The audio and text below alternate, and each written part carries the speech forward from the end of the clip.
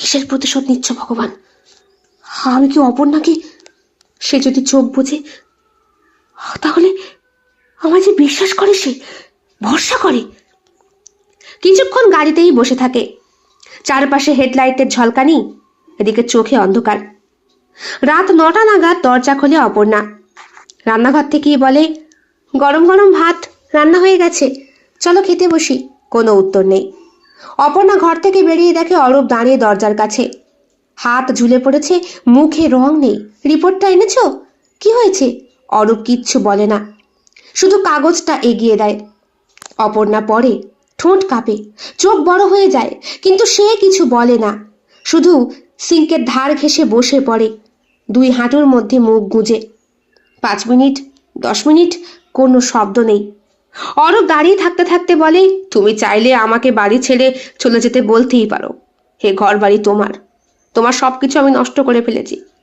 আজ নয়তো কাল তুমি হয়তো আমার জন্যই মরতে বসবে। সব থেকে বড়, তা সবার আগে আমি মরে যাই অপর্ণা। ওর কণ্ঠে একগুচ্ছ কান্না জমা আছে। অপর্ণা উঠে আসে, চোখ মোছে, মুখে অদ্ভুত একটা নরম দৃঢ় অভিব্যক্তি। তুমি মরবে আর আমি সেটা হতে দেব? সেটা তো আমার কাজ না।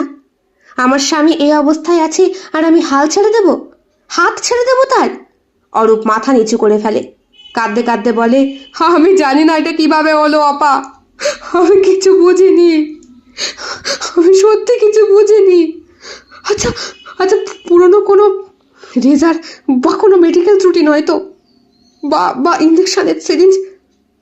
তুমি আমায় এতটা বিশ্বাস করো, আমি তোমায় বোঝাতে পারছি না অপর্ণা। অপর্ণা দেখো, আমি সত্যি কারোর সঙ্গে শুইনি অপর্ণা। অপর্ণা। অপর্ণা ওকে জড়িয়ে ধরে, গালে হাত রেখে বলে, আমরা প্রথমে একটা ভালো ইনফেকশন স্পেশালিস্টকে দেখাবো, তারপরে সে যা যা বলবে তাই করব। আমি আছি তো, তুমি তো একা নাও। অরূপ যেন হঠাৎ করেই ফেটে পড়ে।